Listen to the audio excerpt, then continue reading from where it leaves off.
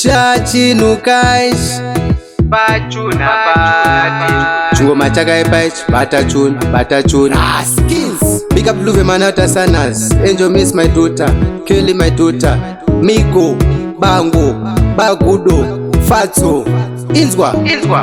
Takazwaro tikakurira kasi mgeto Tichushuhira kurowa mangoma mgeto Nasitoruwa mangoma tenderedza mgeto Tichipiwa sando nemayutse mgeto Ndongoita yese andoda kuita ndofunzwa nani ndikada kurova zimutanzo ndini ndikada kutamba maclax ndini Ndongoita yese andoda kuita ndofunzwa nani ndikada kurova mapiano ndini ndikada kutamba magetdown ndini Zvinhu zvacho izvi zvaaneka musiyano nyangwe vamwe vachidaoka zvemano vachaona kuti hadzisingano taakumanya zvedu zvemapiano taakutosipisawo kaisu mufaro nyangwe vamwe vachiita zvechimiro havaziboka mafero ende vanhu vacho kava vane nharo Ndongoita yese andoda kuita ndofunzwa nani ndikada kurova zimutanzo ndini ndikada kutamba maclax ndini Ndongoita yese andoda kuita ndofunzwa nani ndikada kurova mapiano ndini ndikada kutamba magetdown ndini after ndarovawo kakamwe katatu ndichimediteta ini ndiri paketi hazvireve kuti kainini ndiri noti handimainse skiri ndoita toti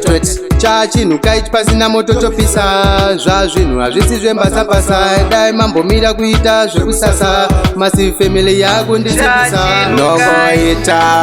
yese andoda kuita ndofunzwa nani ndikada kurova zimutanzo ndini ndikada kutamba maclax ndini Ndongoita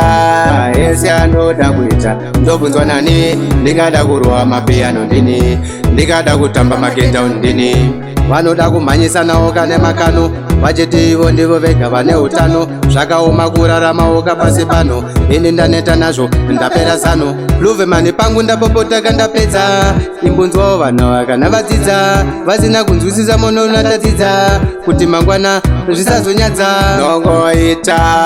yese andoda kuita ndofunzwa nani ndikada kurova zimutanzo ndini ndikada kutamba maclax ndini Ndongoita yese andoda kuita ndofunzwa nani ndikada kurova mapiano ndini ndikada kutamba magetdown ndini Ndongoita yese andoda kuita ndofunzwa nani ndikada kurova zimutanzo ndini ndikada kutamba maclax ndini Ndongoita yese andoda kuita ndofunzwa nani ndikada kurova mapiano ndini ndikada kutamba magetdown ndini